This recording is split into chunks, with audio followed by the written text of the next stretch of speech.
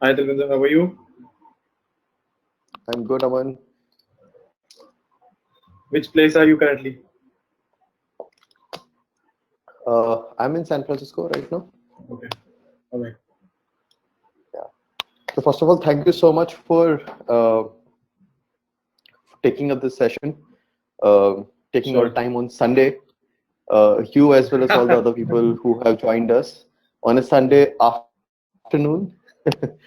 uh, but I believe the topic is pretty interesting and something that concerns a lot of people, how to break into product management. Right. And there are a lot of confusing stories all around. And there's no silver bullet, so to say, but still there is some method to the madness, which Aman will share, and I'll be just the referee out here. Okay, All Aman. right. So, Yeah. so for those who don't know, Aman is an IIT Roorkee alumni. He has been building the company called Actiwate since some time, and he has built a lot of products. He has worked with quite a lot of uh, startups throughout his journey, and he has built some pretty interesting products, which I think Aman is going to definitely touch upon. And he has written a ebook as well, which gained a lot of popularity. I Yeah. saw some insane number of downloads and likes on LinkedIn, which is incredible.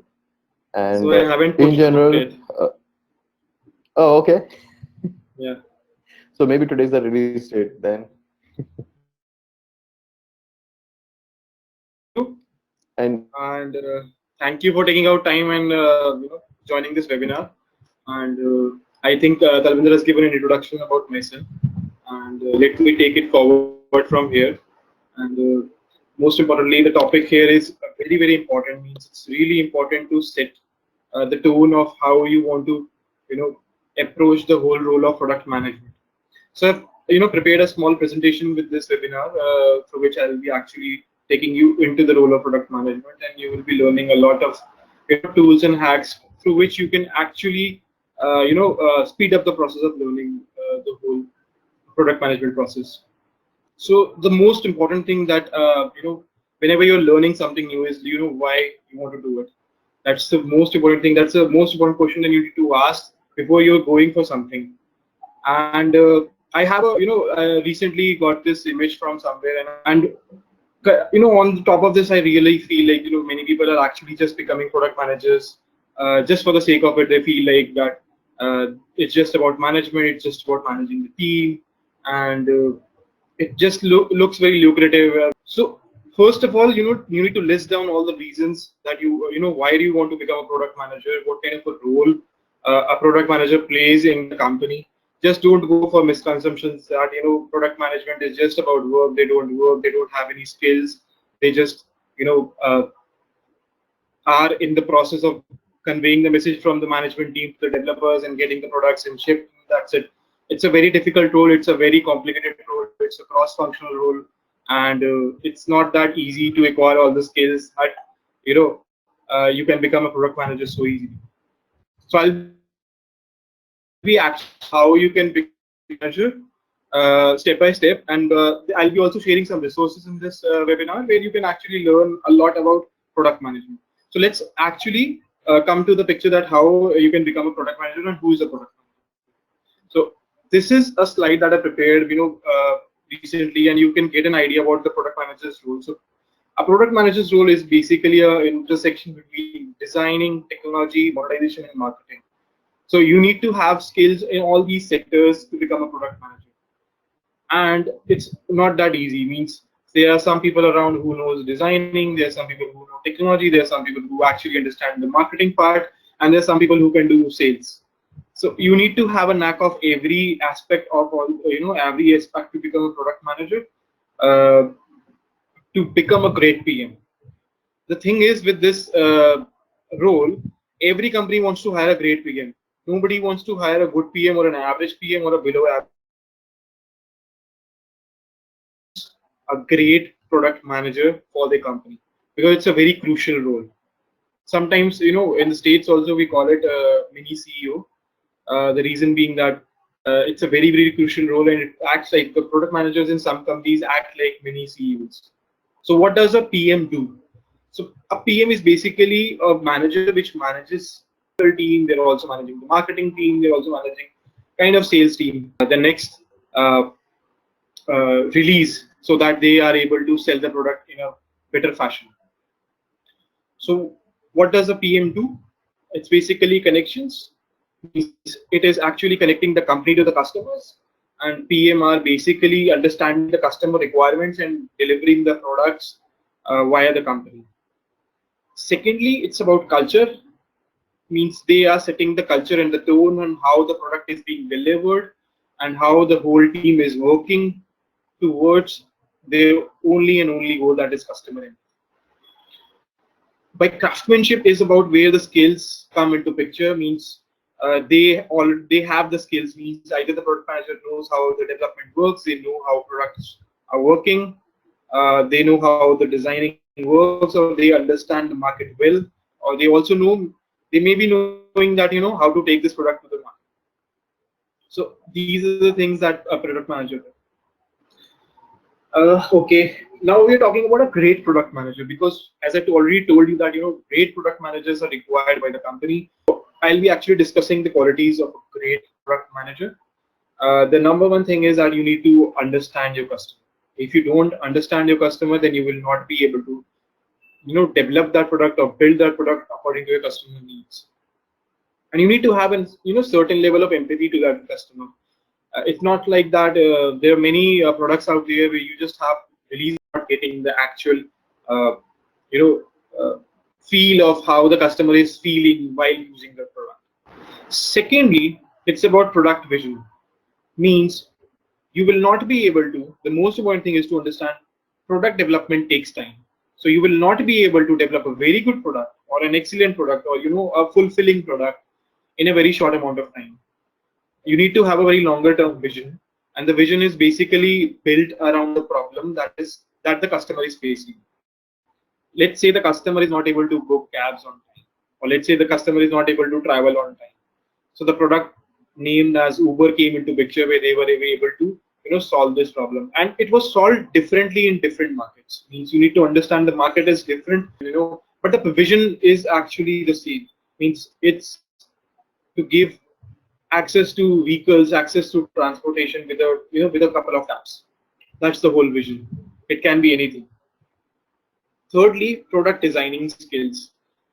Designing is something that is taken very seriously these days, and it's really important, because designing is something, if you're not good at designing, then you will not be able to survive this market. I'll give you an example. So I believe every one of us are using Facebook, Google, every product that we're using. But the thing is that we have never, or most of us have never, interacted with Facebook guys or Google guys before. Means they have not come to our homes, taught us how to use Facebook or Google. And I think Facebook is one of the most complicated products to ever build. Uh, you know, it has so many features. It has so many, things to do, that you have Facebook groups. You have so many things, but still we are able to grasp all these small things with every new release of Facebook, and that's called designing. So you need to understand intuitive designing, where you cannot reach out to people personally. It's like the people should be able to understand how to use that product automatically. So this is what I mean by a design. Next, I that is a very important skill set these days. That is analytical data skills, because uh, most of the decisions that a PM takes in its regular role are based on data. So, and even if you're starting a business, even you're looking to start a business, and looking to develop a product or maybe solve a problem, then you will actually do a market research. And market research will be based on data. So you need to learn how to read that data and convert that into a problem, and then a solution is developed for that problem. So these skills are really important, especially in the very early days of product development, and also in the growth, in the mature state of the product development phase. Uh, I'll actually venture into product life cycle afterwards, but you need to understand when a product is having a decent amount of users. Talking about data, data is as we say in India, is data is data. It's basically God, because that is data is telling you what to build and when to build, because that's the most important thing. You cannot just go with your gut feeling on product features or on product development and spend a lot of money and spend a lot of resources and get to know after 6 months or 12 months that this is not what the customers require. So you start small, you launch something small, you learn out of it, and you build the next feature. This is called agile development. And data is generated at two phases. First is basically when you're actually in the process of doing a market research for a product and you're trying to solve a problem through a product. Then you do a market research, you generate some data, you do customer research, and you understand that this is what the customers are requiring. So that data is really important for product innovation and production. And then there is another set of data that is generated after the product has matured. Means let's say Facebook has already matured, and then Facebook is generating a lot of data, and then you're learning how users are interacting with Facebook's data. Facebook's team learns about how the users are behaving, and then they launch their next product. Number 7 is basically strong work ethics. It's for everyone. Everyone, you are either you're a developer, either you're a CEO or anyone. You need to have strong work ethics. But why I have written it specially for a great PM is that you are a PM, means you are the manager there. So you are kind of responsible for whatever is happening under your department. So if the developer takes a leave for a week, then also you have to manage things and deliver things on time. And if the design does not work with the customers, then also you're kind of justifiable. So you have to have strong work ethics. You need to be there, and even if nobody is there, you need to be there so that you are kind of doing brainstorming part and also on the planning part, because it's the PM's job to get the best out of people. It's the PM's job to make sure that every thread is working with on its limitations, means as efficiently as possible. So that's the most important thing. And number 8 is efficient people management skills. This is the most important skill for a manager. Means if you're saying that you're a manager, then you need to have people management. Product manager is basically people management skills, because you have to develop a product that is dependent on multiple departments of a company. So you need to get the designs ready before the development starts. So you need to understand the designing team, the design team members. You need to have a very coordinated relationship with all these guys, so that you are able to fulfill the timelines you need to make before the second department's work starts, because that those resources are being also shared by other PMs. So you need to be very efficient with your people management skills. Uh, like let's say we are launching an application which helps us track our assets. So we need to make sure that the designing is done in the right point in time, and then the development starts, and then we have a beta testing phase where the QAs are involved. Then we have another phase where we are actually inviting early stage uh, evangelists who kind of give us feedback on it. And in the same process, you are again working on new designs where you're incorporating new features, and the developers are again working. So it's a continuous process. So you need to have very efficient people management skills to get the best out of the resources. All right. So now this is something. The next topic is actually very very interesting. That is different types of product managers. Everyone thinks that a product manager role is a very common role, and anyone can become a product manager. But you need to actually understand what kind of a product manager are you, and what kind of product manager the company is looking forward to. Because in reality, every company has a different definition for a product manager. They have different job descriptions, they have different roles, they have different responsibilities. So you need to understand where you fit in, because if you're kind of applying to a different kind of a role but where you don't fit, then you're not going to get the job, no matter even if you clear the first round or the second round of the interview. So let's say you are a developer and the company is actually requiring a designer PM or a UI UX guy, then you're not going to get that job no matter how good you are. Okay, so let me actually give you the definitions and how this works. So let's start with the number 1, that is the business PM. So the business PM is basically, guy who understands the business more and who is more on the front end side, who understands the customer, who is either from a MBA background or a guy who has worked in sales or business development or marketing, and he understands that people are requiring this kind of a solution. This is the kind of sentiment that is going in the market, and that guy, either builds his own team, or that guy, joins a company and then heads a product row, product department, and starts becoming a product manager. So that guy is actually good at very good, good at some things and also bad at some things. So that guy will most probably will not give that technical skills. He will not be able to understand how development works, how designing works, or how the overall process of product management works. He will be very good at what needs to be done and in what amount of time. This guy will be kind of a very pushy. He'll actually push the whole team and not understand what is important. So this kind of a person needs to learn how development works, how designing works, plus also understand the importance of testing and how importance of having a product vision as well. So this is very much required by this person.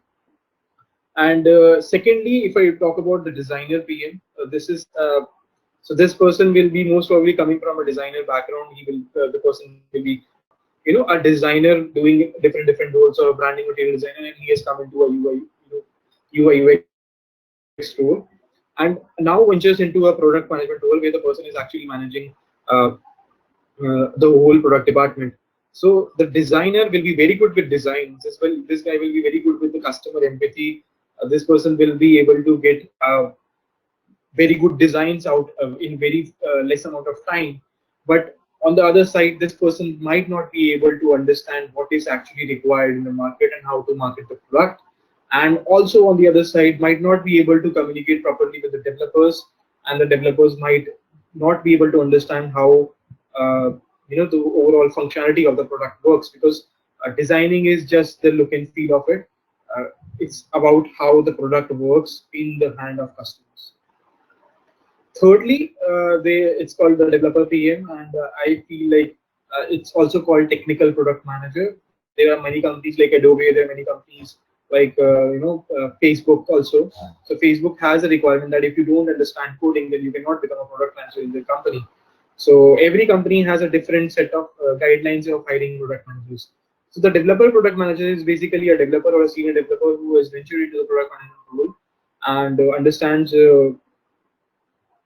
development or the technical part of the product management part very well, but might not be good at the designing skills, or also might not be good at taking products to the market and how to market the product and doing sales in it.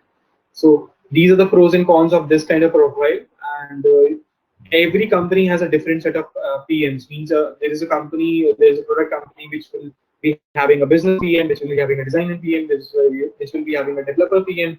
There might be a role of a group product manager. There might be a role of a VP product manager. There might be an n number of roles for different set of requirements. Because once you hire somebody, then you understand that the other part of the product management role is empty. So they kind of hire another person who is actually fulfilling those needs. So the most important thing is to understand where you stand and what kind of product manager you are, and where do you fit in, or you want to actually become a very great PM who understands business designing and development altogether. Then you need to actually acquire more skills. The skills may be designing, business analysis, development, or maybe like understanding how the whole product management works. So this is very important. So you need to actually look into yourselves and understand that I stand here today, and the next divided by 2 months or 3 months or 4 months, I will be acquiring these skills and becoming this kind of. I hope you got an understanding of what a product manager's role is, and what kind of there are different type of product managers there.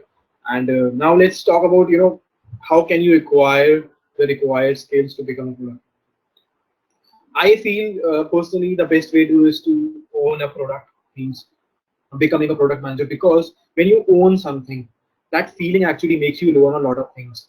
Means when I was actually running my own product company, then I actually learned a lot of things in UI UX designing. I also learned a lot of things in third party, tools. Like I'll give you an example how I acted like a very good PM in my own company. Is that whenever my developers used to come to me and say that this is the problem, this will take this much time, I used to do a lot of research online and bring out a lot of third party tools which can actually simplify the whole process of developing the whole product and taking that product to the market really fast. So that's the most important thing, because it's nobody is going to ask you how much time did you take to build this product, because that is irrelevant. The most relevant thing is that how fast can you take the product, and that product should be workable. It's not like you build a small feature and you release it. Nobody's going to pay, or nobody's going to use the product for a feature. So it's about building a minimum viable product for the market as fast as possible. Second point is basically taking the product through the complete product life cycle. So the whole product life cycle is basically divided into four parts, and that is basically the introduction phase where we actually introduce a new product into the market, and second is basically the growth phase where we actually market the product and we are pushing the product into the market, and third is basically the maturity phase where the product has kind of settled into the market and it's doing really well, where you find a lot of products like Google is there, Uber is there, Facebook is there. And then the last phase is basically the last means where the product kinds of deters down, means it's kind of losing its shine. Like Facebook is kind of losing its shine with um, not many people are moving to from Facebook to Instagram, or to to LinkedIn or any other platform, maybe Snapchat. So that's the last phase of the product where the product is actually not able to keep the users intact, and the users are kind of leaving that product. And it happens with every product. It's not just about tech product. It's happened with you know hardware products as well. Means there was a new MacBook release. So if they wouldn't have released the update in the next 6 months or 12 months or 18 months, people would have left that. So this is how the whole life cycle works, and you need to understand where you need to update your product, uh, and it needs to be done on a frequent basis as well. Okay, so coming down to the next section, that is really important. Why I feel is that that keeps the whole product manager role aligned. Means you need to be always aligned towards the vision and the mission of the company. So I have actually prepared a list of questions that you should be always keeping in mind while developing a product.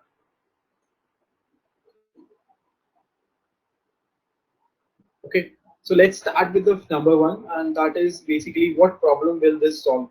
If you are not solving a problem, then you are actually in big trouble. So you need to always have that problem in your mind before you start developing the product, or before you start researching the product. You need to prepare a value proposition that you're going to offer that customer and charge something for it. If the value proposition is really small, means it's just just a facilitation, then it might be the user will not be paying you for that value proposition. The number two is basically understanding the target market. So for whom do we solve that problem? So you need to understand the customers. This is where the user persona comes into picture, which this is a very used term in the product development phase, where we talk about user personas, how the customer is behaving. So this is for whom are we solving this problem, understanding the customers, what are their requirements, where do they live, are they living in metropolitan cities, are they living in tier 2 cities, or what kind of incomes they have, are they male, are they female, what kind of age group are we targeting. All these things come into the target market and the target audience that we catering to. Thirdly is how big is the opportunity. So this is an important question in terms of scaling and in terms of investments. So if you're looking to raise investments in the coming future, then you need to understand that is the market big enough? Because if the market is not big enough, investors will not come into picture, because they will not invest in a very small market because they will not get exits. So I think that discussion is altogether a very long discussion and can be taken separately. But investors are not attracted towards small markets. So where you will see most of the investments happening in food, you will have travel, um, real estate, housing. Housing is again real estate, and then fashion, all these sectors. So these sectors are really, really big. So if the market size is not big enough, then investments will not be happening in that sector. So you need to target something that is really, really big. And how do you gather the data that is the market big enough? Is that number of customers willing to pay an X amount?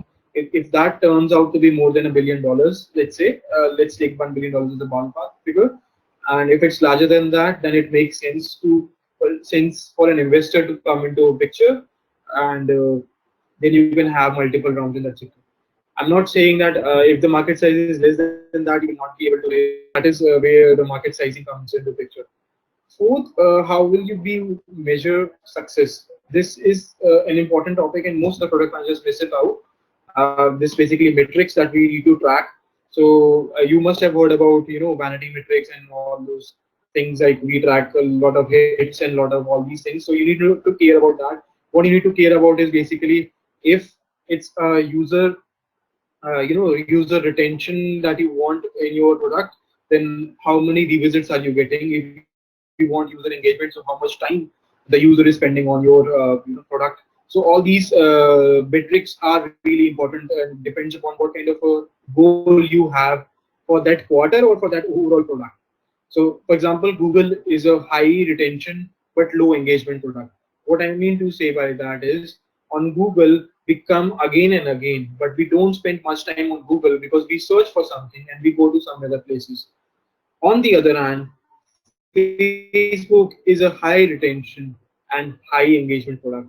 Means we open Facebook multiple times in a day and we stick to Facebook, and that is a high engagement and high retention product. And coming down to the number 5 point, what are alternatives out there now? So competitive landscape is the easiest way to understand, what kind of product needs to be developed and how you can move forward, because that gives you a lot of idea that customers are doing this and customers are behaving this with the other products, and then how you can build your product or update your product so that you can build a competitive edge in the market. Next is, how are we best suited to pursue this USP? So if you don't have a USP, then it will be really difficult to justify product development cost and everything. So everything happens for a USP. Means it can be, and the USP can need not to be a really big USP. It can be a very small USP also. Like, means if your product is well designed as compared to your competitors, then that also is considered a USP. Or either, or let's say that your competitors are doing a subscription-based model and you're introducing a commission-based model, that is also a USP. So USP can be anything from design to anything. Amazon Web Services, or Heroku.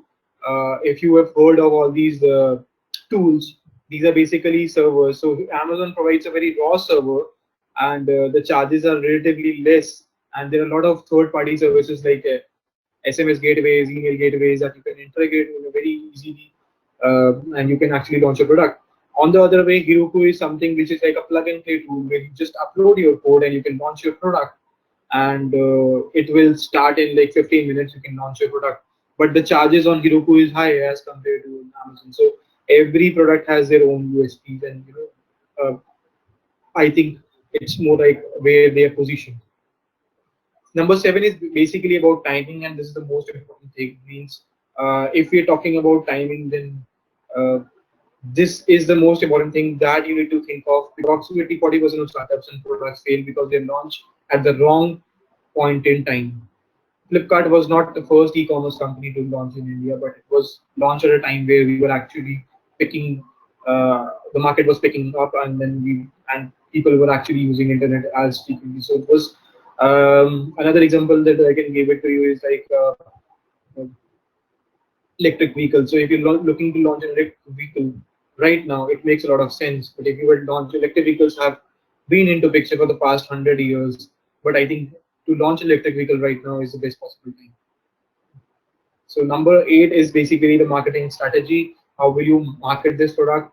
So this is something different for different products. Means if it's a B2C product, then you have a different strategy. If you're a B2B product, then you have a different strategy. In B2C product, you will definitely go for more ads and growth hacks and invites and a lot of stuff, means coupons and cashbacks, which obviously big e-commerce companies are doing. And if you're talking about B2B products, then you will more, it will be different because the ticket size here is high and the sales cycle is large. So you need to have more personal networks, more, partnership approach, more business development approach into this. Number nine is what factors are critical to the success of the product, and that can be unlimited. Means there are so many factors that are connected to the success of the product, but there are top five you know factors that are really important that you need to keep in mind. There is number one, that is market size, and you need to have a very good team on board. Then the product offering should be really good. Number five is basically the marketing techniques that you're using. Okay. So number 10 is given the above, what is the recommendation? So if you keep all these questions in mind, then then you will actually have a very clear idea of what kind of a USP you have, a value proposition you have, and what kind of a target audience you're targeting. And then you can actually decide that you want to go with this product or not. Because if you realize all this while on the go, then you're actually losing a lot of time and effort into this, and then it doesn't make sense. You need to have really smart questions, and their answers are there, and then you can actually figure out that you need to go with this product. Okay, all right. Now I'm going to tell you how to acquire all these PM skills in more time, and that's the most important thing, because it took me close to 5 years to learn all these skills and learn all this knowledge where I am today, and I'm able to develop products. I've worked across sectors. I've worked in education, healthcare, fashion, all those sectors, and I've learned a lot through working on products. Means I've developed the products. I've taken products through multiple life cycles. So that's the best way. And to supplement that, you need to do a lot of activities on a regular basis. Means you need to form regular habits which will actually help you grow faster. This is basically a list of 7 things that you can do parallel to your job, parallel to your learning, and you can acquire PM skills very fast. So the number one thing is read a lot, and you need to read a lot. There are a lot of forums there, a lot of communities out there on product management that you can actually learn a lot. There are people sharing their problem statements, and then there are other people actually giving solutions on it. And this is the best way to actually brainstorm on a problem and find solutions to it. Second is basically you need to be obsessed with feedbacks. So if you're not, you need to be able to take feedbacks in a very positive mood. Feedbacks are very important. You need to write products. This is something. This is a habit that I actually did myself. And there's a friend of mine called Karan. We used to do. We used to download 2 to 3 applications every day in our early days, and we used to analyze those products and we used to write reviews on Play Store about those products. And uh, that was our way of writing reviews and writing about products and how that product is being marketed or is solving the problem of the market. Number four is network with fellow product managers. Uh, this is really important, because this is part of peer-to-peer learning, where you learn a lot from peer product managers, because they have their own set of problems and they find their own solutions. There might be a chance that the solution that they've implemented in their company, and you might be able to solve your own problem with the help of their experience. They will actually try to beat the competition that is there right now, and then they will try to outsmart the current space. So you will learn a lot of designing skills. You will learn a lot of development skills. You will learn a lot of growth hacks through the new products, because they will try to market as cheaply as possible, as effectively as possible. Notes. I think writing down everything is the most important, skill of a product manager. Because if you missed out something, if you're in a discussion with the management team, if you're discussing with the developer, if you're discussing with the designer, and there are some important points or notes that needs to be shared with the other team, other department, then you need to write everything down. So you need to write a lot of things. It can be experiences, it can be patterns that you have kind of gathered in a product, and then all these things, and you can share it with the whole team, and they might actually add on it and build a feature out of it. Discussions. So there should be a habit of doing discussions on a weekly or bi-weekly basis, where you can how you can improve the product, how you can actually align the product to the business objective, and will uh, this product or will this feature work out in the next release or not. So all these things that need to be discussed, and actually you can. So there is a habit of me that whenever I'm hiring a product manager in my company, what I do is I give them a real life problem statement. I give them that how will you solve this problem, and just give the solution to me. So it actually gives, or the person brings a set of fresh ideas to me, and sometimes they are very very unique, and I learn a lot about. So these were the 7 points how you can acquire the PM skills. And another thing that I wanted to share is that there are multiple resources that you can acquire PM skills. There are so many books. There are very good books that are written. To be very specific, some are based on UI UX, some are based on how to crack the PM interview, some are basically on intuitive designing, and some are basically on engaging the customer and user retention, and some are more on the technical side where you actually they help you how to think uh, in a very agile format where you launch your products really really fast. Then more than the books, what I feel is that the online resources are really really nice because they get updated very fast, because book updation times are very large, means it's more than 6 months, 12 months, and in 12 months there are so many new things happening in the market. So if you look at online resources, blogs, these are basically article sharing websites, or maybe these are conglomerate of uh, resources of product managers, but these are really really good. I've kind of listed it out. And I've also written a book called Introduction to Product Manager, uh, and that's there on my LinkedIn profile, so you can check that out. It has all the links and books inside it, and it has also detailed whatever I've covered today in this small presentation. It has everything in detail, and you can read about it, and all those points are mentioned there. And I think it's time. I've taken close to 50 minutes with I think 5 to 10 minutes of disruption, but still I think it was a good session, and we can now actually move to a Q&A session, take live questions, and I'll be happy to give you answers. So, all right, I've got a question from Abhinav Kumar. He says that there are good resources. Um, so he's asking a question that good resources to increase the technical side of the PM role. Any newsletters, specific websites you would recommend? So Abhinav, I'll actually recommend working with the development team and where they are facing problems. So as PM is basically understanding a market problem and finding a solution for that. So what you need to be doing is and finding a solution for them, because they don't spend much time, and they if you have worked with development team, you will find that developers don't like working with other developers that much. So it's a common trait. I'm not stereotyping developers, but it's a common trait that not they don't like that much.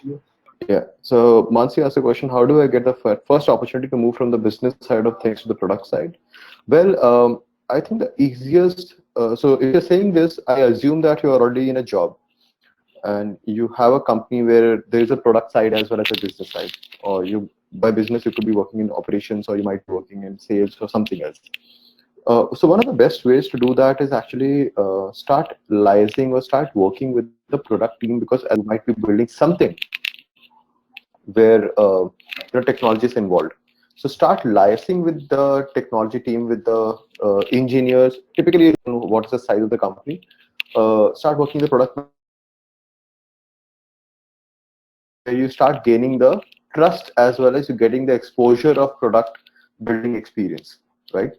When you do that, that will help you understand, number one, whether you really want to do it, and number two, if you really want to do it, you'll at least have a way to expose and show that you understand product really well, and you can be a good asset there.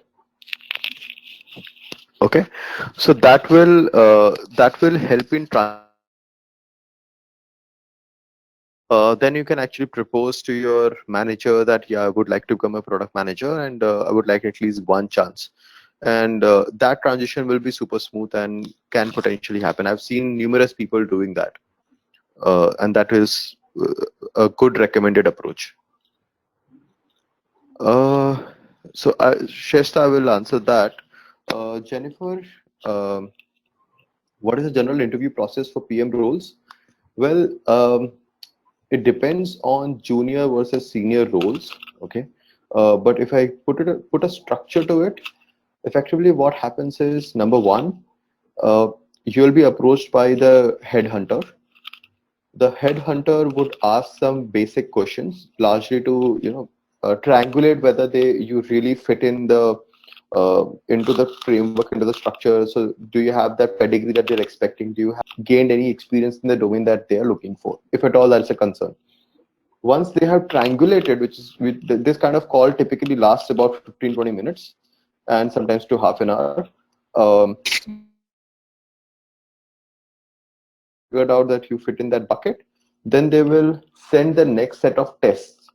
So typically, at least one assignment would be shared, uh, which you have to, and those assignments are usually case based. So an assignment will be shared.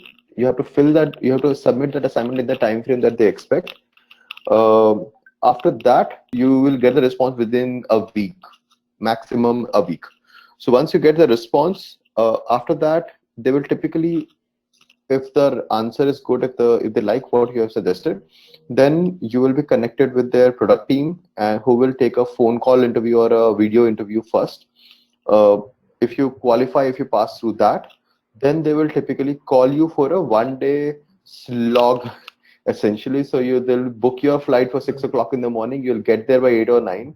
The interview starts at 9 o'clock, and typically it will take 7 to I mean, it'll get done by 5 or 6. So there'll be multiple rounds. uh, there'll be multiple rounds with VP, with different people, and typically it culminates at the CPO level. You know, because product teams are usually very small teams, so typically the CPO or the VP, whosoever is in the highest position, would be very concerned with every single hire that they're making. So they'll make sure that the CPO at least talks to you at least once. And if the CPO is not talking to you, then maybe the company is too big, or not a good company to work in. And then the last thing would be with the HR, who would largely ask the HR type questions. And if everything goes well, you will get the offer then and there. After the day long Yeah. interview. Aman, if you have anything, please add So, here. yeah, hi Jennifer. So I'll add a couple of points which are very specific to PM interviews. One is that you need to actually understand the whole company, what is happening around the company, the sector, because most of the questions will be around their own product, how you can improve that product, or how can you improve a certain section of that product. So the assignment will be again on that, around that only. And you need to understand how the product market is behaving. Like if you're applying to a payment gateway company, so you need that you can actually uh, align yourself before going for an interview, align yourself towards the vision of the company before going to it. Shesta, my only reservation is that I don't come from a tech background. Well, honestly, this is the common concern that a lot of people say, but let me give you some idea here. Number one, I'll start with an example. Number one, Valley in San Francisco in the Bay Area, where you would expect that everybody should be technically very, very sound, are actually from liberal backgrounds, liberal arts background. People from psychology, people from history majors, Psychology. people still understand, but history majors, and they're working with Facebook, they're working Google, and so on. So fairly technical companies, right? So to be very honest, technology background is needed, because that will help you understand your solutions a little better. It will help. It's not a necessary condition. It's not a something that without which you cannot become a product manager. Yes, in India, typically it's expected that you should have a solid technology background. Like Aman mentioned, right? Design, this engineering, there's monetization, there's marketing.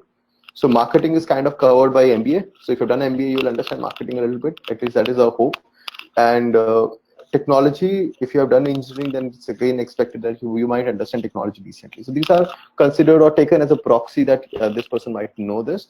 Uh, but I'm quite sure that the little more evolved companies actually do not worry too much about a technology background. They will expect it. It's a good to have. It's not a must have. And lastly, if you do not come from a tech background, that's okay, because you don't have to code.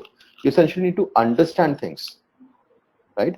So which you can spend a week, 2 weeks, a month maybe to actually pick up how APIs work, how apps are built, how websites are built, what are the things you need to take care of, how analytics is put in picture, what kind of analytics you need to look for, what kind of data, and so on and so forth. It doesn't take too much actually to pick things. It takes a month, 2 months to actually pick it up, right? So it should not be your big concern. Big concern should be that whether I'm made for product management or not, or something that I would like to pursue as a career.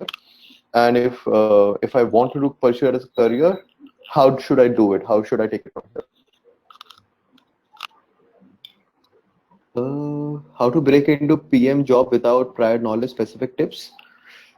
Ah, okay. Without prior knowledge of what? For a fresher, how can a person become a product manager if he does not or he or she does not have any skills?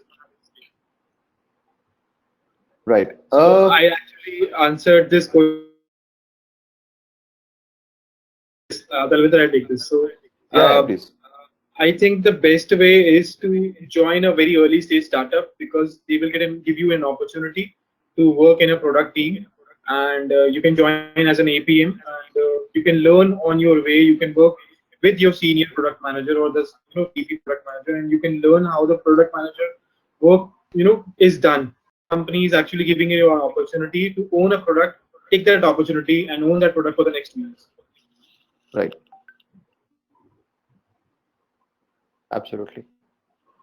So build something. I mean, putting very simply, build something. Either join a startup where you will be given some opportunity to build the product, or you build something by yourself. Um, but join some company or build something product a good idea about product management as such, and plus also hone your own skill set. Yes. Yes, building is the key. Absolutely. And yes, you can take up some course. That's another approach. It's example, let's say you're confident about your product building experience, or you're confident about your product skills, but you just want a structure to what you're doing, or a structure to the knowledge that you want to acquire. So there are a lot of courses available on Udemy, for example, Udacity, for example, Coursera, for example. There are a lot of courses available which purely talk about knowledge, or which gives you a good amount of knowledge to be a little more grounded in terms of the knowledge that is required. You can take that. Then there are other courses like so the one that we run ourselves, Pragmatic Leaders, which is a little more comprehensive course, which talks about knowledge altogether, talks about tutorials, talks about gives you a product building experience, it helps you in building a product. Then there's a course by Product School, but it's a in person and it's in Valley, so it might be a little tricky to do. There are courses for General Assembly which are online and offline as well, Right.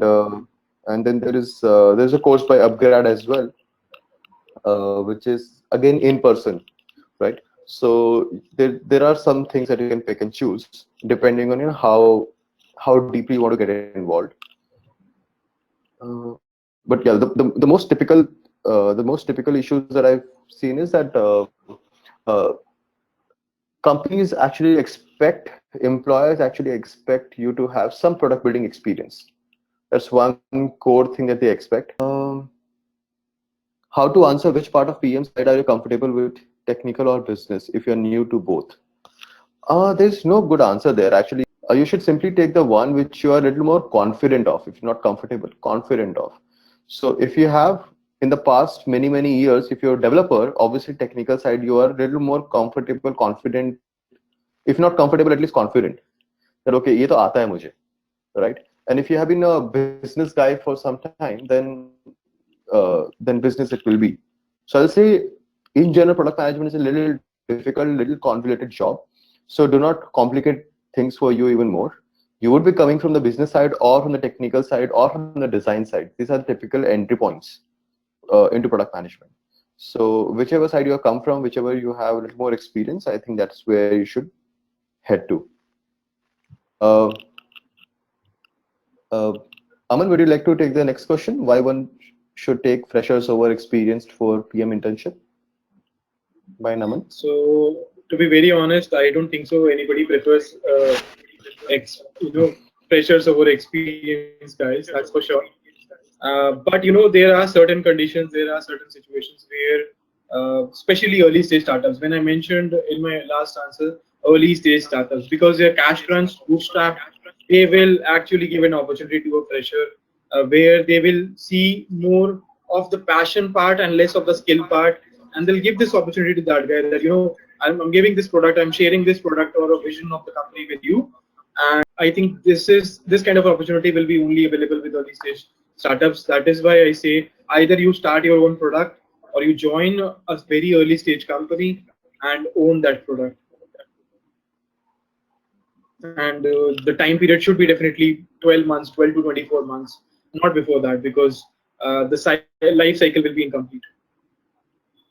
Interesting skill sets which actually are not exposed even to a lot of product managers. For example, business analysts, at least in good companies, would be exposed to UML, for example. They would understand how analysis is supposed to be done, how business goals and objectives have to be converted into something tangible, something that can be executed, right? Which is a very good start for a product manager. There are a lot more to be covered, but at least it's a good start. Okay, hearing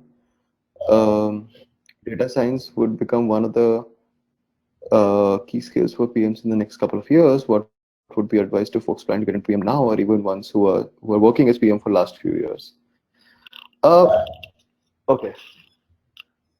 See, advice here is very simple. That see, data science as well as technology, both of these things are picking up pace.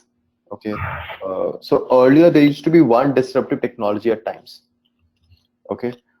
This mobile has come, so no, mobile is going to be disruptive. It's going to change the world and this and that. Now there is AI, there is blockchain, there is data science in general, there is IoT, and there's 3 or 4 different tracks which are all equally disruptive in itself, right? Um, so the idea here is that similarly in data science, because of the powers that we have now, things are accelerating a lot. Now, just like technology, what is expected from a product manager is that you should understand what is happening here and the powers that you have now. Okay, something that used to take maybe 2 months now take about a week or maybe 2 days, right? So you need to be aware of about all of these things. You know how data science has changed, what aspects you need to know about so that you can do the right analysis and stuff. And similarly, with respect to technology, what are the pros and cons of different frameworks, different languages, different things that have come up, right? So my advice would be that you should at least take a crash course uh, or at least involve yourself with some amount of analysis or some amount of algorithms which are existing for in data science. And data science is very vast. People do PhDs in it, right? So talking about just one thing is very difficult. But you should at least do a crash course to at least understand how algorithms work, how regression works, how actually data in data science comes from, and how can you make sure that your data instrumentation is perfect right from the get-go. As a product manager, that's pretty much the most important thing, because data science team would be somebody who is separate, but you are the one who will be instrumenting it. So knowing what to instrument, how to instrument, how wrong instrumentation can actually lead to pathetic results, and you might become the butt of all the jokes. So uh, that is something which I'll recommend, that you and at least understand the pipeline and the life cycle of how data works and how it is used. Okay. Kedha, what's the most exciting thing about your day as a PM? Stand-ups in the morning, yes, it is very exciting because you get to know whether team is moving forward or it is stalled. Um, Yeah. I think to me, the most exciting thing about the day is actually releases. Because you're so every single release, no matter how small or big, used to give some amount of jitters. It's that hopefully it will be exactly how we expected it to be, and it gets very It gets very jittery, especially the large ones. You're just hoping and praying, no matter what you do, you're just hoping and praying that everything falls in line. Shesta. Okay, I'll not take this answer. Aman, you should say that. I already have a course, so it will be a little biased. So, Aman, you should say that. So okay, hi Shesta. Um, so I think there are multiple courses out there, right? But not as many as courses like digital marketing courses. So what I would suggest is that you need to understand where you are, which course actually fulfills your requirements, and there are some people who love offline. There are some people who can cope up with online learning. You have multiple courses on Udemy. You have courses on General Assembly. You have courses running across the world. Product School is another. So there are multiple courses. You can actually get a look and feel of each and every and see which course fulfills your requirements. Simple as that. Right. And just to, because this is what I'm doing largely, just to give you an idea that effectively right now there are four courses that you can access. If you're just talking about online courses, then um, there's one on Udemy, okay, which is about $200. There's one on Udemy. There's one on Coursera. There is one on General Assembly, but General Assembly keep flip-flopping. So sometimes it's online, sometimes it's offline. I'm not sure what they're doing. And the rest of the courses are in person. Okay. The question that you actually need to answer for yourself is number one, are you so any kind of learning actually requires three things, okay, and this is important for you whether you take this course, you don't take this course, whatever. Any kind of learning actually requires three things. Number one, you need knowledge, you need application, and you need experience. Okay, you need these three things in the right component. What is the thing that you're lacking? Are you lacking experience? Are you lacking application? Are you lacking knowledge? Application matlab ki do you know how to apply what you have just learned? So for example, you learned a formula in maths, but do you know how to apply it? Do you know how to use it? Right? And then on top of that, once you have gained enough application experience, there'll be a point where you do not actively think about the formula. It's basically, okay, the problem has come, now I know which formula to apply. You get to that flow, you get to that zone. So the question you need to ask for yourself is, what do I lack here? Do I just lack knowledge? I do not have the structure. I have a knack of understanding things, but I do not have the framework. I do not have the structure to it. Then essentially lacking knowledge. Then go for the knowledge piece. You look for that the courses which provide knowledge in the properly. The second is application. Do I understand how to apply things? How to okay? I know how marketing works. I know how innovation works. I know how metrics work. I know how, let's say, what should be built. A lot of people directly jump into the solution space, directly start answering or solving the problems without understanding the problem, for example. But how do you link? How do you put things together? Which is where the application bit comes into place. Is that something that you're lacking? Then you need to look for courses which have a lot of tutorials or which have a lot of case studies and things like this, because that will help you. And lastly, product building experience. If you're already in a company, maybe try to get some small project with you, right? Or if you are not in a company and you can join some other company that you cannot do both, either of them, so your current company is not supporting you and you cannot join a startup, then for example in Pragmatic Leaders, one of the core things that we did was, because we know this, employers consistently look for people who have some experience. So in Pragmatic Leaders, what we did was, we pair up the students with our in-house development team to build and ship a real product. That's our core thing. That's what we ensure that you do, and only then you get certified. And to make sure that you do this, we have supporting tutorials, about 20 of them, and then about 350, 325 topics that we cover. So making sure that you have the right knowledge, you have the right application, and you have the right experience. I can talk about this later if you're interested in it. You can always reach out to us, and I can talk about this a little more detail in the interest of time. Um, there are specific tools for building own product portfolio. Aban, why don't you answer this? We have our own website where we list all our case studies and all the products that we have developed to this day.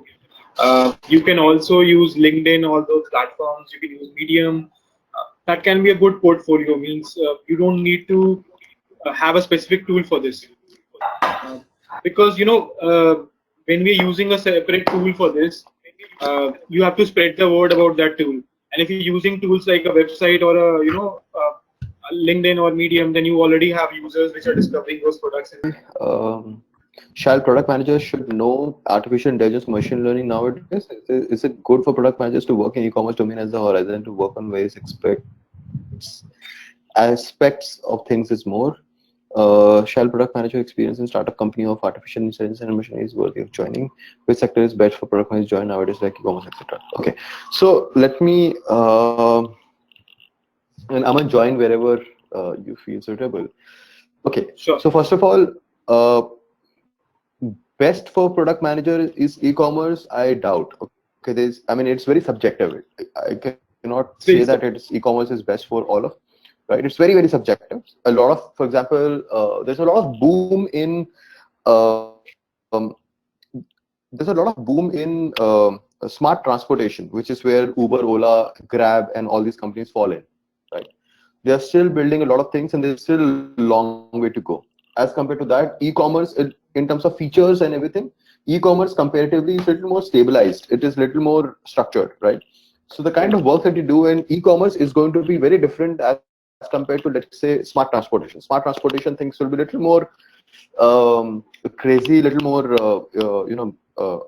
unstable, little more new. So depending on what excites you, do you want to, are you the incremental type who loves to improve things, that something is already ready and I want to improve it, right?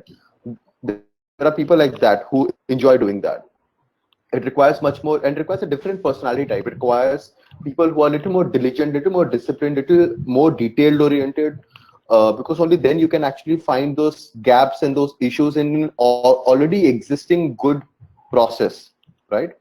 And on the other hand, if you talk about smart transportation, for example, or logistics or fintech, for example, fintech is booming. Fintech is booming. People are being hired left, right, and center. So if you go in these companies, or in this sector, most of the things are absolutely wide open, right? So you have a lot of, I would say, leeway to build new things and experiment with new things. So this is more for the adventurous types that who love, building things from scratch, right? Coming up with crazy ideas and actually doing that legwork, doing the hard work of building something from scratch, and having the heart to see all the mehnat, all the effort of 3 months, 6 months going in drain. Okay, ideally it should not happen, but still happens. But having that heart is very important, right? A lot of people just say after a product fails, a lot of people just hang up the boots and say, okay, I'm not going to do this again. I'm not going to go through this entire heartburn once again.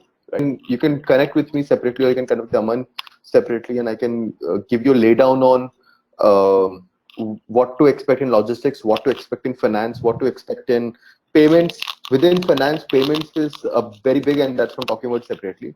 Payments, or e-commerce, or artificial intelligence, for example, or blockchain, for example, or IoT, for example. I can talk about each one of them separately if you want. I mean, you can reach out to me and I can talk about that. Okay, should know artificial intelligence or machine learning? Very honestly, product managers are expected to be experts in all of this. So typically, the business team as well as the development team actually looks up to product manager, good product managers, uh, in all of these aspects. कि कहीं भी कुछ question आएगा, कहीं कुछ doubt आएगा, तो this product manager would be aware of things, right? So you should know artificial intelligence, you should know machine learning, how it works, where can it be applied, should we apply in our current context or not? If we apply, what will be the effort versus impact? Uh, will it be worth it? Will it not be? So all of these things is something which product managers should know. How do you do it? You can join a startup. The same story. You can join a startup which is into artificial intelligence, and learn and get some hands-on experience. There are dime a dozen courses right now on artificial intelligence, right from free courses and free videos on YouTube to very, very expensive courses all over. So depending on what's your pocket, how deep is your pocket, you can actually jump in and you can start figuring things out. So how in a nutshell, if you want to understand, I mean, what should a product manager should know? He should know everything. Okay, that's a very sad answer, but that's how it is. You should know everything. You should know about artificial intelligence. You should know about blockchain. You should be able to answer and discuss all these things all the time. Okay. Python is a must, I feel, Vishal. R and SAS is not so much needed. R and SAS is a little more for the purists and little more for people who are actively doing data analytics. As a product manager, you will actually not be using R, SAS, or Python most of the time. You will be maximum using MySQL to query existing databases.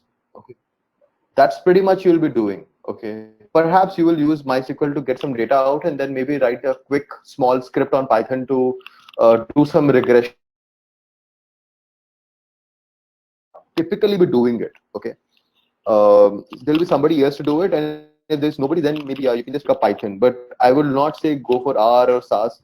SAS would definitely not. R and Python you can actually figure out. It's up to you, to be very honest.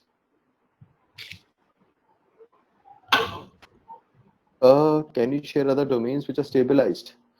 Insurance is good. Again, insurance is very good. Lending is very good. Retail lending is still being figured out. Retail lending, बता देता हूँ क्या होता है. So retail lending is basically lending to consumers like us. Okay, so we are regular consumers. We are regular banking consumers. Corporate consumers for bank would be like some SME or some corporate or some company, some business. Okay, so business side of lendings is very stabilized, and what they're essentially trying to improve upon is the underwriting mechanisms. Whom to trust and whom not to trust. What's the flight risk of different people, right?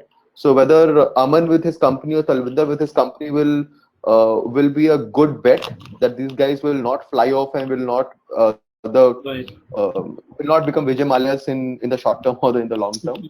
That is what they are concerned about.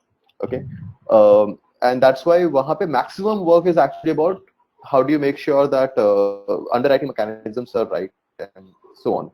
But there are a lot of new startups which are coming in which are using a lot of very interesting signals and stuff, because at the consumer retail banking ke side mein the underwriting mechanisms are pretty pathetic. They're very archaic, very old.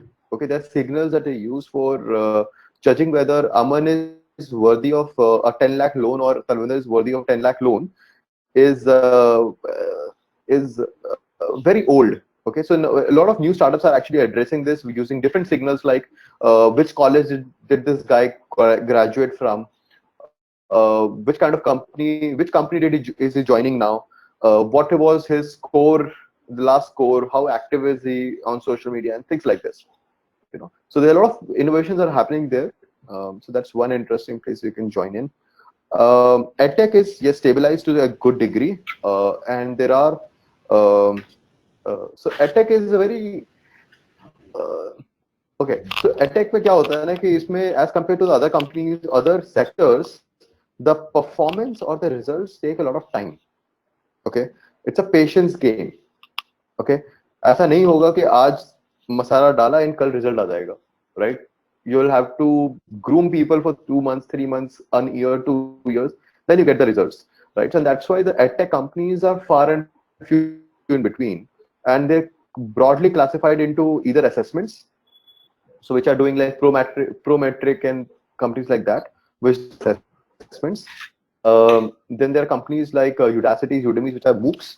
Then there are companies like Pragmatic Leaders, where you have proprietary courses which are built from scratch and things like this, and not a marketplace, so to say. And then there are, then there are recruitment companies which kind of double up as a training companies and then recruit and so on. So broadly, this is where the edtech is, and or companies like Topper, which is kind of a mishmash of all of these things put together, right? So which is where edtech is, and it's very stabilized. Very there's a lot of scope for increment, but the interesting thing here is, like I said, it's a game of patience in edtech, and that's the reason why. all the incremental changes that you're talking about also will take a lot of time. So you need to have that patience as a trait. Uh, Vishal, the best answer is actually to build a product from scratch. You can just build something which is very small, it's okay, but build something from scratch. Nowadays, there are so many frameworks available. इतने सारे frameworks है ना. Actually, if you just sit today, today is Sunday, na. If you sit today, actually, or sit next Friday, by Sunday you'll have something ready. It might be crappy, but it will work. Okay. Do that. You will build 2 or 3 crappy products, and the fourth product will be good. And take that for the interview. That is more than enough. Okay. Uh, so that's like the best thing to do, and that will give you the best confidence, most confidence also, that I know my stuff. I can actually build things from scratch. Aman, what do you say? What do you suggest? So if you have time, then you can actually build a product out of it. Time that you have. The shortest is to find a problem, design a solution, and you can build a prototype on a prototyping tool, and that you can take that to an interview, and you can actually impress the interviewer. Means all you need to do is convey your idea through that. Second is to develop a small MVP which solves a problem. It all depends upon how much time you have and what kind of experience do you want. You just want to crack the interview in the next couple of weeks, then I think you should go for a prototyping tool, because that is good enough. Means you don't need to launch it, otherwise launching costs are really high. Your times will be huge. You need at least months. So just go with a tool like InVision or Sketch, which actually gives you the whole prototype which works like a user flow, and just give that prototype to that interviewer, and let the interviewer use that product, and you will get an idea that how you think. And that's the whole thing. Means the PM interview process is all about thought process. The interview is just looking for the thought process, and not what else you have, because the numbers that you achieve after launching the product depends upon n number of factors, and not just about product manager, like how much funding you have, what market are you operating in, and number of stuff. So that does not matter when you're going for an interview. What If you want to go a little more, I would say, a little more deeper, you can go to Product Hunt. So on Product Hunt, they give you access to a landing page for free. So you can actually create landing pages where you can acquire emails, and then you can connect with these email early adopters for your proposition. So what you can do is you come up with the proposition, you come up with the problem, you come up with a solution to that, create a landing page around it, talk about your proposition, and just say that we are launching soon, and add your email here. Add your email here if you want to know. That way you can start acquiring folks even before you have built something. So without building anything, just launch this. See, and launch maybe 3 or 4 propositions. Who cares, right? See which one is being liked the most, which one is being you're getting the maximum number of emails for which idea, and then you build upon that idea, right?